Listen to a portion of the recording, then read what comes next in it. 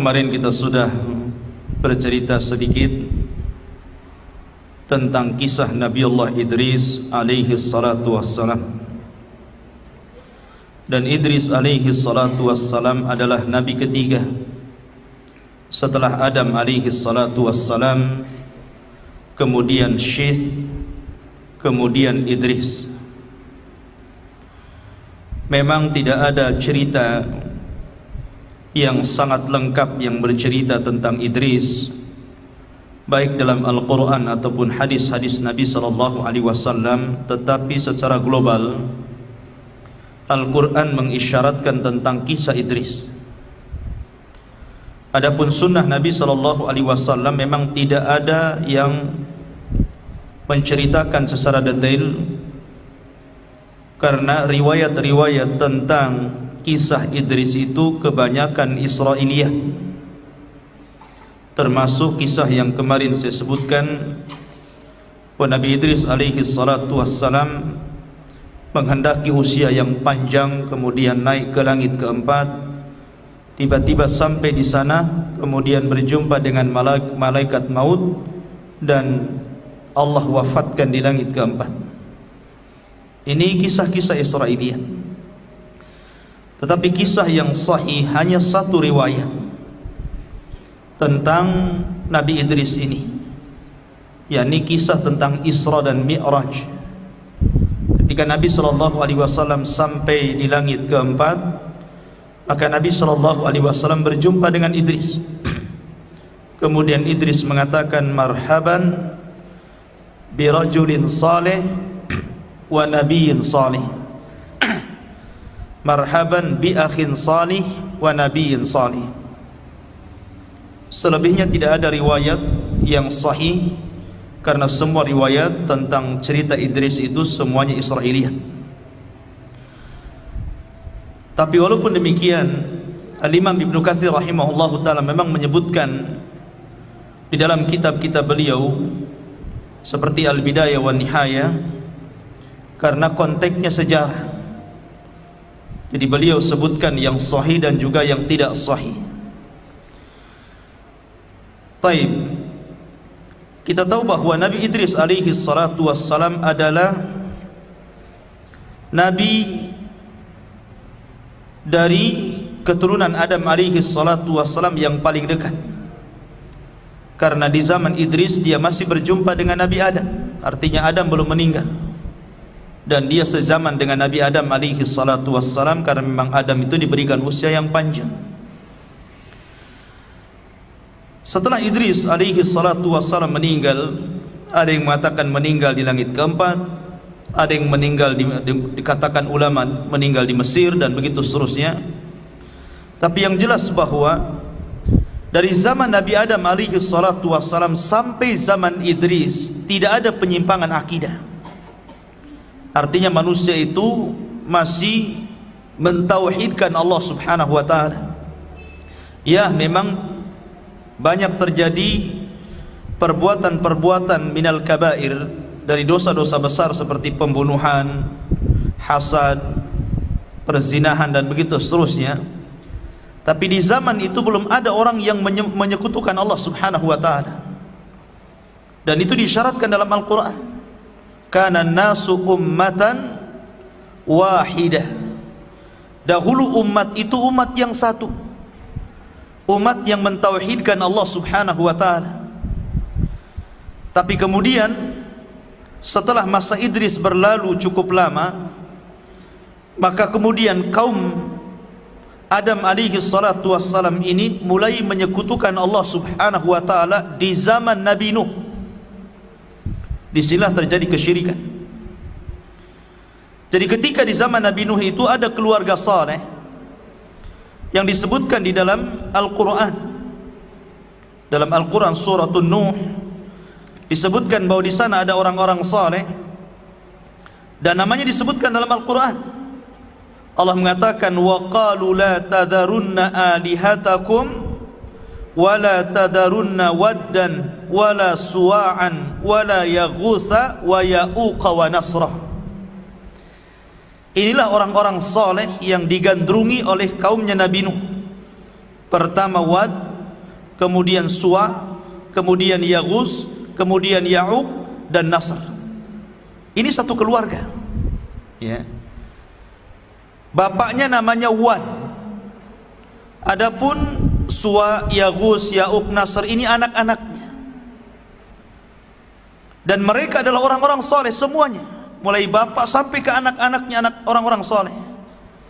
Dan merekalah yang kemudian selalu menyeru manusia kepada kebaikan. Dan ketika itu tidak ada nabi,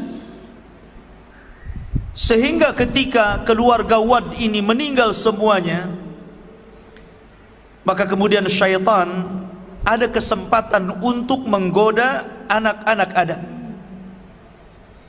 Mulailah dia menjelma sebagai orang saleh, datang kepada kaumnya Wad ini dan mengatakan, sesungguhnya kalian kalau ingin mengenang jasa-jasa mereka, kenapa kalian tidak menggambar mereka, tidak membuat patung mereka, supaya ketika kalian melihat patung mereka itu terangsang dan mengingat bagaimana jasa-jasa keluarga Wad ini.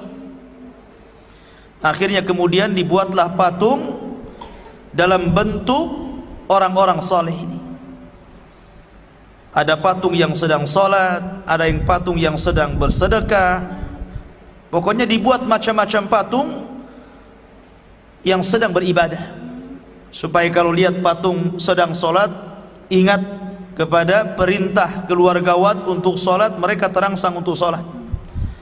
Ketika melihat patung yang sedang bersedekah, terangsang untuk bersedekah, dan begitu seterusnya. Sampai di sini memang tidak ada kesyirikan.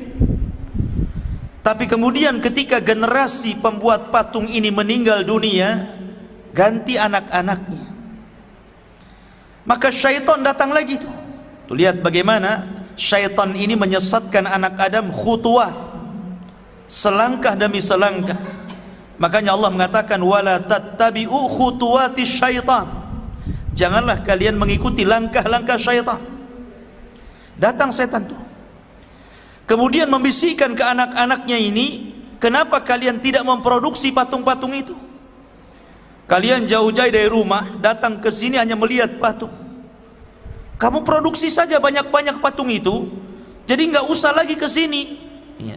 Kalau patungnya banyak, kalian bisa taruh di rumah-rumah kalian, nggak usah lagi ke sini. Akhirnya diproduksilah patung ini dengan banyak sekali, sehingga tidak ada satu rumah kecuali ada patung-patungnya keluarga Wad ini, tapi belum disembah. Ya. Baru kemudian generasi ketiga nggak tahu apa-apa tuh. Kemudian syaitan datang lagi menjelma manusia dan mengatakan, saya ini hidup di zaman bapak kalian dan di zaman kakek kalian, dan saya tahu maksud mereka membuat patung itu. Mulailah kemudian mereka bertanya-tanya, apa maksudnya?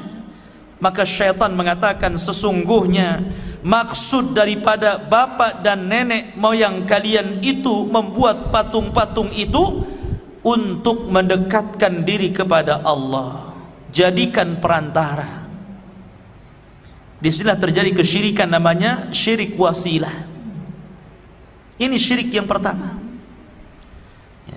syirik wasilah, menjadikan Allah itu perantara. Kemudian mereka beralasan karena keluarga Wad ini keluarga orang-orang saleh, sementara mereka itu para pembuat dosa, tidak layak langsung berdoa kepada Allah, sehingga harus memerlukan orang-orang saleh yang dekat dengan Allah. Mulailah mereka menyerupakan Allah dengan makhluk, namanya tasbihul khaliq bil makhluk, menyerupakan Allah dengan makhluk. Maknanya apa? Kayak antum kalau datang ke presiden, kan tidak langsung antum datang ke istana, diusir antum, ya. Maka harus ada orang-orang yang dekat dengan presiden lewat ajudannya. Ini menyamakan Allah dengan presiden, ikhwan. Tidak sama. Laisa kamitslihi syai'un wa huwas samiul basir. Maka terjadilah kesyirikan di mana-mana. Mulailah mereka menyembah patung. Dan di sini berhasil syaitan menyesatkan anak-anak Adam dalam bab akidah. Lah ketika kemudian manusia mulai menyimpang akidah mereka, maka Allah Subhanahu wa taala mengutus seorang rasul yang namanya diabadikan dalam Al-Qur'an, bahkan dijadikan satu nama dalam Al-Qur'an, Suratun Nuh. Rasul pertama yang diutus Allah namanya Nuh alaihi salatu wassalam. Ini rasul pertama. Sebelumnya belum ada rasul. Sebelumnya para nabi saja, Idris, Syith, Adam, ini nabi. Dari sinilah Syekh Nasiruddin Al-Albani rahimahullahu ta'ala membuat definisi tentang perbedaan nabi dan rasul. Kata beliau, adapun nabi itu diutus kepada umat yang belum ada penyimpangan dalam bab akidah. Adapun rasul diutus kepada umat yang antara akidah rasul dengan umatnya itu bertentangan.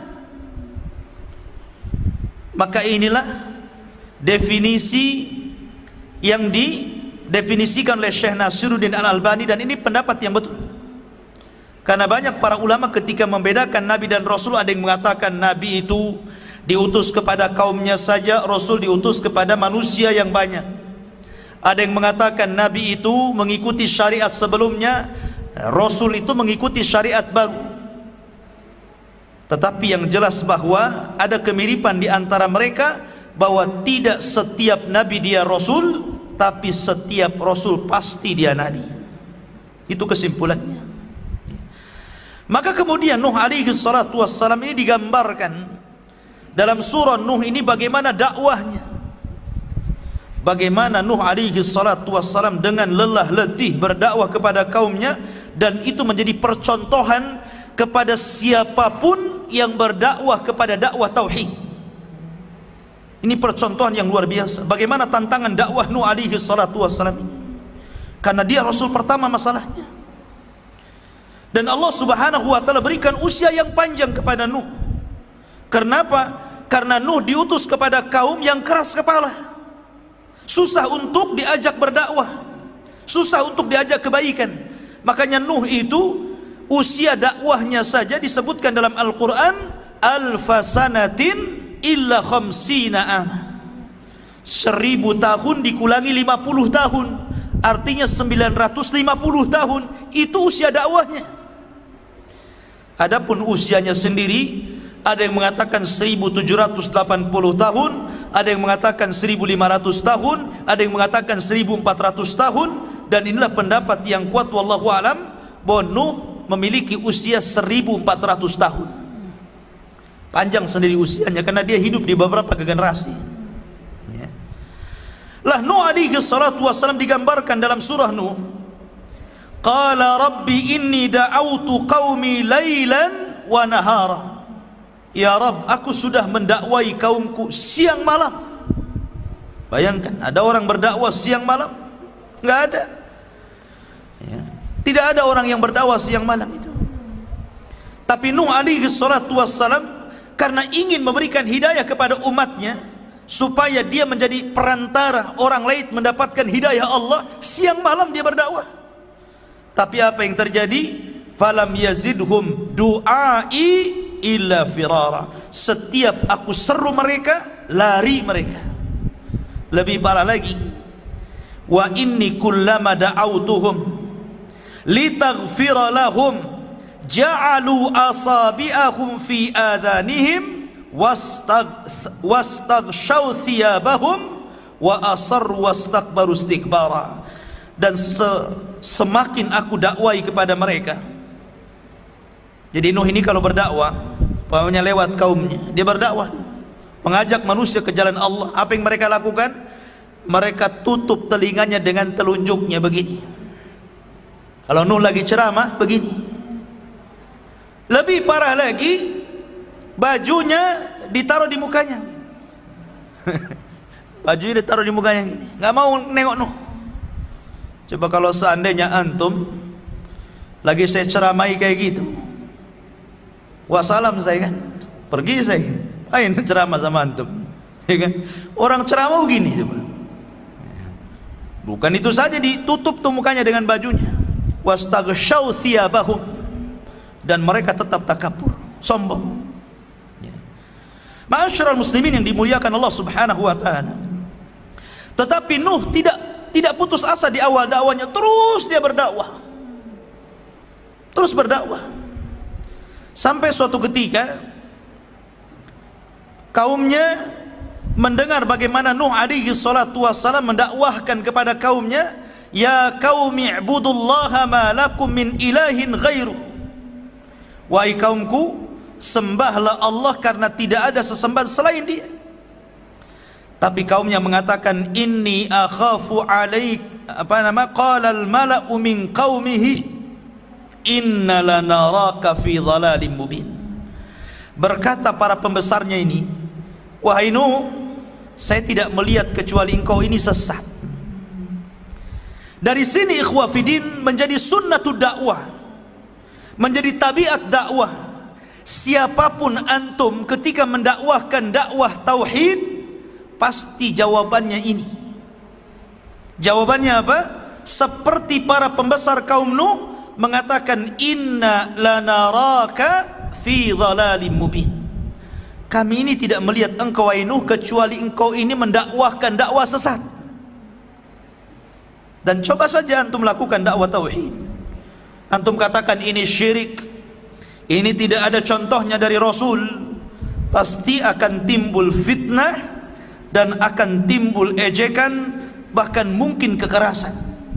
Pasti antum dianggap sesat, ya kan? Mungkin di zaman sekarang antum dianggap Wahabi, antum dianggap teroris, antum dianggap macam-macam cerita. Jadi sifat dakwah tauhid itu sama saja sejak zaman Nabi Nuh sampai hari ini. Memang berat mendakwahkan tauhid ini. Ya. Ma'asyiral muslimin yang dimuliakan Allah Subhanahu wa taala. Dari sini ikhwah fillah dimuliakan Allah Subhanahu wa taala, Nuh tidak pernah kecewa dengan dakwahnya, dia terus mendakwahkan dakwah tauhid. Tapi kaumnya mengatakan, ma hadza illa basyarun mithlukum yuridu an yatafaddala alaikum in huwa illa rajulun bihi junnah. Mereka mengatakan, hei Nuh, engkau kan manusia biasa, sama seperti kami. Engkau ini sengaja biar engkau mendakwai kami itu engkau lebih tinggi dari kami, lebih mulia dari kami. Kalau kami mengikuti anda berarti anda lebih tinggi daripada kami. Kau ini memang ada agak gila ini, dikatakan gila gitu kan.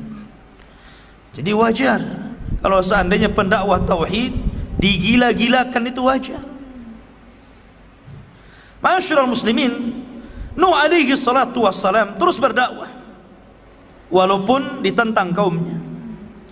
Sampai suatu ketika Nuh alaihi salatu wassalam sudah capek berdakwah. Bahkan ketika kaumnya kemudian berusaha untuk merayu Nuh alaihi salatu wassalam dengan mengatakan, anu'minu laka wattaba'akal ardhalun, apakah kami harus beriman kepadamu wahai Nuh sementara yang mengikuti engkau itu adalah orang-orang rendah. Orang-orang rendah sama dengan di zaman Rasul kan. Di zaman Rasul, orang-orang Quraisy ini membujuk Rasul agar agama yang dibawa Rasul itu cukup diikuti orang-orang kaya saja, para pejabat saja. Orang sekelas Bilal, Khabbab bin Arad, keluarga Ammar bin Yasir jangan diikutkan. Tapi Allah Subhanahu wa taala menegur Rasul dengan mengatakan, wasbir ma'alladzina yad'una rabbahum bil ghadati wal ashi yuriduna wajhah wala ta'du ainaika anhum turidu zinatal hayatid dunya. Sabarlah engkau wahai Muhammad bersama orang-orang yang jelas-jelas menyembah Allah siang dan malam. Jangan kau berpaling dari mereka, karena orang-orang ini berakal walaupun mereka dianggap rendah oleh orang-orang ini, tapi mereka lebih berakal, tahu mana kebenaran dan mana kesesatan. Tapi orang-orang yang menganggap dirinya orang-orang yang mulia, mereka tidak berakal karena tidak paham mana sesat mana kebenaran. Ma'asyiral muslimin yang dimuliakan Allah Subhanahu wa taala, Nuh alaihi salatu wasallam terus seperti itu sampai akhirnya Nuh tidak sabar, sehingga Nuh alaihi salatu wasallam berdoa kepada Allah Subhanahu wa taala, Rabbi inni maghlubun fantasir. Rabb, kaumku sudah mulai melampaui batas, aku sudah hampir dikalahkan. tolonglah aku. Dari sini kemudian Nuh alaihi salatu wassalam diberikan waktu oleh Allah subhanahu wa ta'ala. Dalam riwayat Israiliyat ada yang mengatakan 240 tahun untuk menanam pohon, kemudian menyerutnya dan menjadikan kapal. Jadi 100 tahun nanam pohon, 100 tahun menebang dan menyerutnya, 40 tahun membuat kapalnya. Jadi dari biji itu buat kapal itu ya, disiramin sampai 100 tahun udah pohonnya udah gede, ditebang, diserutin sampai 100 tahun baru dirancang sebuah kapal 3 tingkat ya, 3 tingkat. Karena tingkat yang paling bawah khusus binatang-binatang yang ganas, binatang-binatang harimau gitu kan. Tentu harimau zaman dulu kan besar ya, karena orangnya juga tinggi-tinggi. Kalau harimaunya sekecil ini dianggap kucing ya kan. Orangnya gede-gede, harimaunya segede gini. Yang sekarang kita lihat ya nggak takut sama harimau, mungkin dimain-mainin kayak kucing ya. Harimaunya juga gede lah ya. Artinya bahwa di bawah itu digunakan binatang-binatang buas. Baru lantai kedua digunakan untuk manusia, dan lantai ketiga digunakan untuk burung-burung. Dirancang seperti itu ya. Maka Nuh mulai mengikuti perintah Allah.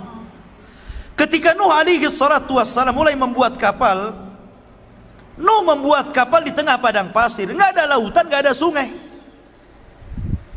Maka orang-orang mengatakan, Nuh ini gila, buat perahu di tengah padang pasir. Akhirnya kemudian, tapi Nuh tidak perlu dengan mereka, tetap saja dia membuat perahu. Sampai akhirnya Allah mengatakan, nanti kalau seandainya azabku sudah kukirim, maka nanti ada tanur. Tanur itu tempat tungku-tungku yang keluar api. Nanti kalau itu tungku-tungku itu keluar api, maka masuklah kalian semuanya, karena disitulah permulaan adab Allah subhanahu wa ta'ala. Makanya kemudian Allah subhanahu wa ta'ala memerintahkan Nuh alaihi salatu wassalam untuk membawa binatang-binatang berpasang-pasangan. Seperti umpamanya kambing berpasang-pasangan, unta pasang-pasangan, pokoknya binatang-binatang disuruh untuk memasukkan berpasang-pasangan supaya ada generasi, Lah ketika Nuh alaihi salatu wassalam memulai kemudian dimasukkan ke dalam kapal, dan pengikut Nabi Nuh tidak banyak. Ada yang mengatakan 20 orang, ada yang mengatakan 40 orang, dan yang paling banyak pendapat 80 orang. Ada yang mengatakan 20 tahun sekali baru dapat pengikut. Luar biasa kan dakwahnya. 20 tahun sekali baru dapat 1 pengikut. Dan ini menunjukkan bahwa keberhasilan orang berdakwah itu bukan karena ramainya orang-orang yang mengikuti, bukan karena sedikitnya pula orang yang mengikuti, tapi suksesnya dakwah itu menyampaikan kebenaran. Soal orang ikut tidak, itu terserah dia. Karena kita ini sebagai dai hanya menyambungkan hidayah Allah kepada mereka. Kita ini wasilah yang mengantarkan hidayah Allah kepada orang yang kita dakwahi. Karena kita tidak memiliki hidayah, sehingga tidak banyak ya. Walaupun sekarang ada dai yang ribuan gitu kan, bukan hanya di dunia nyata, sampai kepada dunia maya gitu kan. Bukan berarti menunjukkan bahwa dakwahnya benar, tidak. Karena dakwah benar itu ketika menyampaikan tauhid, itulah dakwah yang hak. Makanya ketika Rasul dikisahkan dalam sebuah riwayat, beliau pernah dimimpikan berada di padang mahsyar, kemudian melihat ke arah kiri ada kaum yang sangat banyak. Kemudian Rasul mengatakan, fadhanantu annahum ummati, aku sangka itu umatku. Kata malaikat, bukan, itu umatnya Musa. Kemudian Rasul mengarah lagi ke arah kanan, dilihatnya ada umat yang lebih banyak daripada Musa. Maka malaikat mengatakan, nah itu baru umatmu. Kemudian malaikat mengatakan, dari umatmu ada 70.000 yang masuk surga tanpa hisab dan azab. Kemudian dalam riwayat itu disebutkan, aku melihat Nabi yang hanya pengikutnya 2, bahkan sama sekali ada nabi yang tidak punya pengikut. Apa kita katakan gagal dakwahnya? Tidak. Mereka sudah menyampaikan kebenaran, tapi hidayah milik Allah, ya. Ma'asyiral muslimin dimuliakan Allah Subhanahu wa taala, maka ketika semua sudah masuk ke dalam perahu, maka Allah datangkan azabnya, tufan, ya. Allah gabungkan faltaqal ma ala amrin qad qudir, artinya Allah turunkan hujan berhari-hari, kemudian Allah pancarkan air dari dalam perut bumi. Jadi digabungkan tuh air langit dengan air bumi tuh. Kemudian menjadi sebuah tsunami besar yang ditiup oleh angin, tufan. Nuh ini punya 4 anak. Pertama Yam, atau Israiliyat menyebutnya Kan'an, kemudian Syam, kemudian Ham, kemudian Yafis. Ini putra-putra Nuh.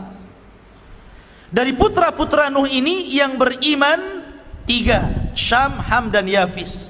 Yang kafir 1, ikut ibunya kafir, namanya Yam, atau disebut atau dikenal dengan Kan'an.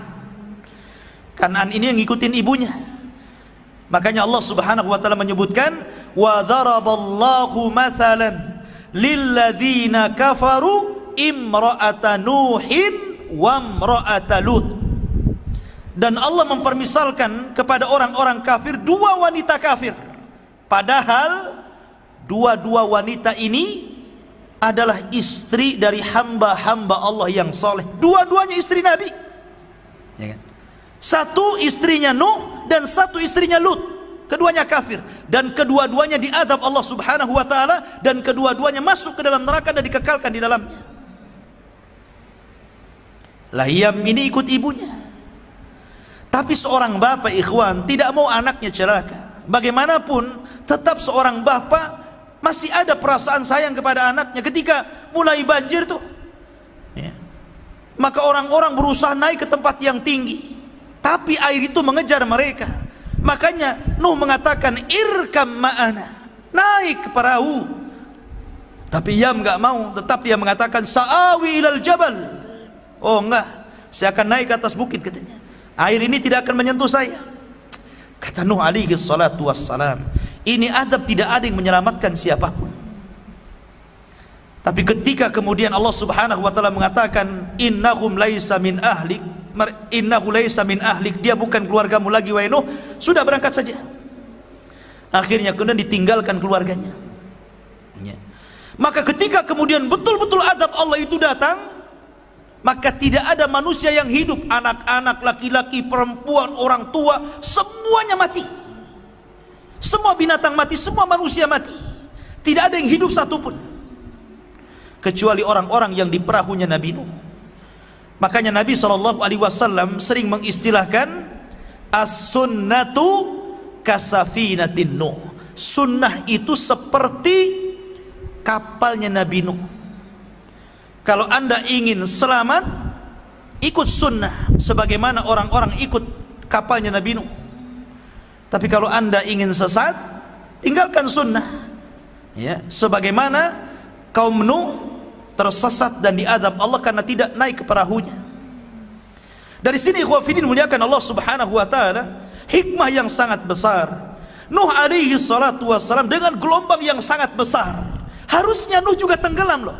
Coba bayangkan, ini kapal-kapal kecil, penumpangnya tidak banyak, sementara azab Allah besar, ya kan? Gelombang yang sangat besar, ini air sampai gunung. Coba antum bayangkan, mana gunung yang paling tinggi? Anggaplah Himalaya sana. Itu air sampai di atas gunung, sementara perahu kecil. Secara logika harusnya perahu itu juga tumbang kan gitu dengan ombak yang sangat besar. Tapi Allah Subhanahu wa taala yang membuat banjir dan gelombang, dan Allah pula yang memerintahkan Nuh untuk membuat perahu dan naik di atas perahu, sehingga semua skenario Allah Subhanahu wa taala. Maka Nuh alaihi salatu wasallam berdoa dalam kapal itu agar diselamatkan, ya. Maka Allah mengatakan, fa anjainahu wa ahlahu minal karbil azim, kami selamatkan Nuh dan keluarganya dari azab yang sangat luar biasa ini, yang sangat besar, ya. Masyarul muslimin yang dimuliakan Allah Subhanahu wa taala, ada kisah-kisah khurafat Israiliyah. Tapi terkadang perlu diceritakan juga, biar kalau ada seorang dai menceritakan kisah ini, oh antum tahu ini khurafat. Jadi selama kapalnya Nabi Nuh ini berada di atas gelombang, rupanya dalam kapal itu ada tikus. Tikus ini disebutkan dalam hadis Rasul apa? Fawasik, kan? Binatang termasuk fawasik, binatang yang fasik karena suka mencuri. Tikus kan banyak jenisnya ya, ada tikus gede, tikus got, kan? Ada curut, ada apalah kan begitu. Dan tikus itu suka nyuri biasanya, gerogoti makanan tengah malam. Itulah kerjanya tikus. Makanya salah satu binatang yang boleh dibunuh adalah tikus. Antum jangan melihara tikus. Ustadz, putih bagus, hamster katanya. Nggak ada, mau hitam, mau putih, mau kuning, bunuh. Apain antum melihara binatang yang disuruh dibunuh? Aneh orang sekarang ini. Ada binatang suruh dibunuh, contoh ular, dipelihara, tidur sama ular. Agak gila dia kan gitu. Nabi suruh bunuh, dia pelihara pula. Jadi tikus ini suka nyuri. Jadi makanan yang di dalam kapal itu, ya kan, itu dihabisi sama tikus saja. Sementara Nuh tidak tahu sampai kapan kapal itu akan bersandar. Artinya sampai kapan banjir itu akan surut. Maka Nuh alaihi salatu wassalam berdoa supaya tikus ini tidak nyuri lagi. Maka Allah mengilhamkan kepada harimau untuk bersin keluar dari telinganya kucing, dari hidungnya kucing. Haci, keluar kucing. Tommy and Jerry. Ya. Akhirnya kejar-kejaran lah dalam perahu itu kan, tikus sama kucing. Akhirnya nggak berani lagi itu, tikus nyuri. Ini kisah khurafat Israiliyat, nggak usah diceritakan. Karena masyarakat kita ini kalau diceritakan begini langsung percaya saja. Apalagi cerita orang Syiah ya, orang Syiah itu kan pandai khurafat. Bahwa Ali ini selalu mengeluarkan cairan madhi. Kata Ali radhiyallahu an, kuntu rajulan madzaan. Aku ini seorang laki-laki yang suka mengeluarkan air madhi. Maka kemudian karena kedudukanku dengan Rasul ini sangat dekat, aku ini kan suami daripada putrinya, malu kalau aku bertanya tentang ini kepada Rasul. Akhirnya kemudian dia meminta Miqdad ibn Aswad untuk bertanya kepada Rasul tentang apa yang dialami Ali. Dan antum tahu perbedaan madhi, wadhi, mani, ya kan? Kalau wadhi, antum capek kencing keluar kental, itu namanya wadhi. Capek kencing kok ada cairan kental, namanya wadhi.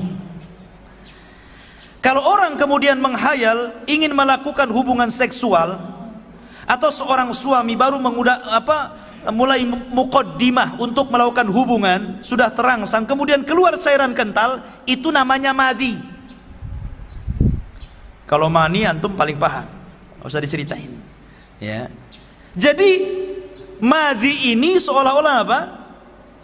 Cairan yang keluar karena menghayal untuk melakukan hubungan, itu namanya madhi. Hadis ini sahih ya. Cuman dibuat khurafat sama orang Syiah. Dikatakan apa? Lihat bagaimana Ali itu luar biasa memiliki apa? Nafsu terhadap wanita. Nafsu seksualnya itu tinggi sekali. Sampai-sampai Fatimah kewalahan katanya. Rupanya Fatimah ini melapor kepada Rasul. Ini cerita khurafatnya nih. Ya Rasulullah, aku sudah tidak tahan melayani suamiku. Kata Nabi SAW, ya karena Ali itu aku berikan 1 tongkat.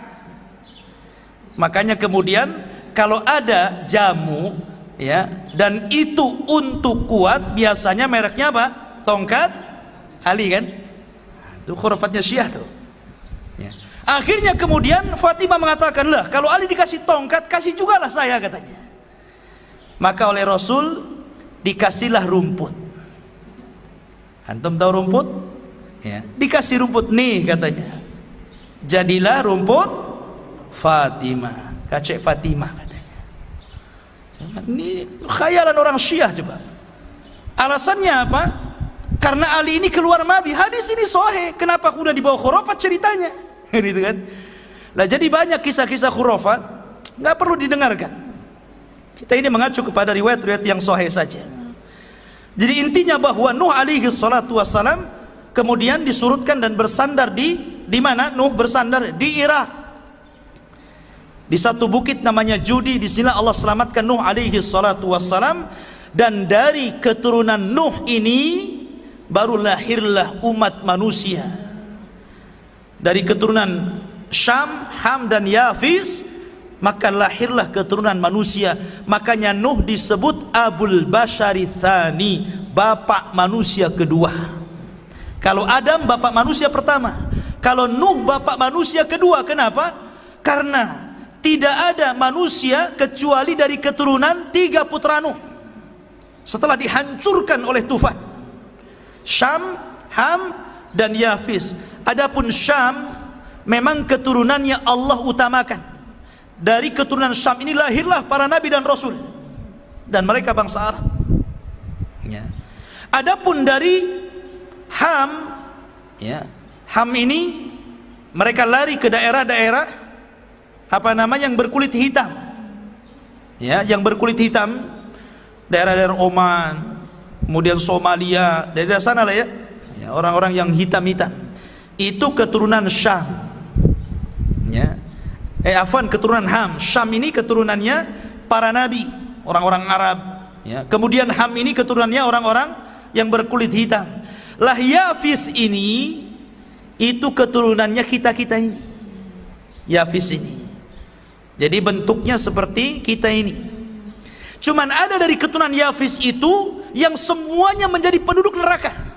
Semuanya jadi penduduk neraka dari keturunan Yafis itu.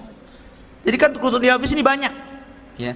Tapi ada 2 keturunan Yafis itu semua keturunannya masuk neraka, dan jumlah mereka jauh lebih banyak dibandingkan jumlah kita. Siapa? Ya'juj dan Ma'juj, keturunan Yafis. Karena jumlah Ya'juj dan Ma'juj itu 999 dari mereka, 1 dari kita. Jadi 1 banding 999. Kan banyak kan ya. Makanya mereka itu kalau muncul, kata Rasul, tidak bisa diperangi, tidak bisa dibunuh. Gimana bisa diperangi? Jumlah mereka banyak. Antum aja dikeroyok 10 orang mati. Gimana antum dikeroyok 999? Mana antum lawannya ya kan? Makanya ketika Ya'juj dan Ma'juj kemudian diadab oleh Allah dengan dikirimnya dud ini belatung ya, kemudian masuk di ubun-ubunnya, 1 mati kayak kita matikan gardu listrik semua padam. Jadi 1 mati semua gitu kan. Bagaimana Allah mengadab Ya'juj dan Ma'juj ini? Maka setiap 1 jengkal di bumi semua ada bangkainya. Sampai-sampai Nabi Isa alaihi salatu wasallam berdoa, macam mana cara membersihkan bangkainya ini? Banyak kali ya. Makanya kemudian berdoa, Allah mengirim burung yang sebesar unta dan mengangkut jasad-jasadnya dilempar ke lautan. Kemudian itu pun belum bersih, masih ada sisa-sisa bangkainya. Kemudian Allah subhanahu wa ta'ala turunkan hujan, akhirnya membersihkan dan kembali tanah itu subur. Inilah diantara secara ringkas kisah Nabi Nuh alaihi salatu wassalam. Subhanakallahumma bihamdika asyhadu an la ilaha illa anta astaghfiruka wa atubu ilaik. Allah ta'ala alam. Assalamualaikum warahmatullahi wabarakatuh.